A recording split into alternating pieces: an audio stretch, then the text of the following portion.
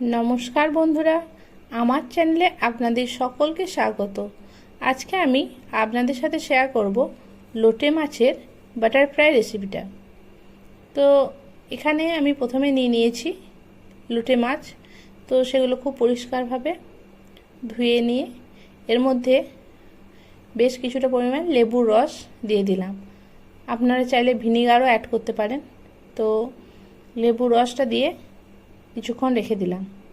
তারপর এর মধ্যে দিয়ে দিলাম স্বাদ মতো লবণ, আর দিয়ে দেব আদা আর রসুনের একটা পেস্ট। এর মধ্যে ছড়িয়ে দিলাম একটু গোলমরিচের গুঁড়ো, আর এখন আদা রসুনের পেস্টটাও দিয়ে দিলাম, আর দিয়ে দেব কাঁচা লঙ্কা, এটাও বেটে নিয়েছিলাম, তো সেটাও দিয়ে দিলাম।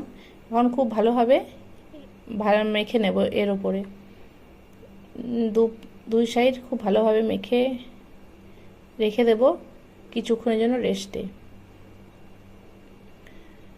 এরকমভাবে লোটে মাছের বাটার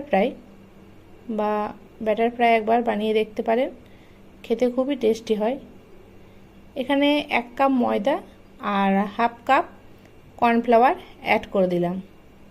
এতেও স্বাদ মতো লবণ দিয়ে দিলাম, আর কালারের জন্য অল্প একটু হলুদ দিয়ে দিলাম, একটা ডিম, আর দিয়ে দেব সামান্য বেকিং পাউডার আর বেকিং সোডা মুচমুচের জন্য, আর দিয়ে দিলাম 1 চামচ বাটার। তো এখন এই সমস্ত উপকরণগুলি খুব ভালোভাবে মিক্স করে নেব। আর এটা ভালোভাবে মেশানো হয়ে গেলে এর মধ্যে অল্প অল্প জল দিয়ে একটা ব্যাটার তৈরি করব। তো জলটা প্রথমেই খুব বেশি দিয়ে দিলে হবে না, কারণ ব্যাটারটা খুব নরম হয়ে গেলেও তৈরি করা অসুবিধা হবে। তো তাই অল্প অল্প জল দিয়ে আমি ব্যাটারটা তৈরি করব। তো এইভাবে দেখুন, একটা স্মুথলি ব্যাটার আমি তৈরি করেছি। এখন ম্যারিনেট করা যে মাছটা সেটা এর মধ্যে দিয়ে দেব, এই ব্যাটারটার মধ্যে। আর কড়াইতে তেল গরম করেছি, সেই তেলে একটা একটা করে দিয়ে ভেজে নেব। আঁচটা মিডিয়াম টু লো ফ্লেমে রেখেছি, কারণ একদম প্রথমেই খুব বেশি আঁচ বাড়িয়ে দিলে ভাজাটা ভালোভাবে হবে না।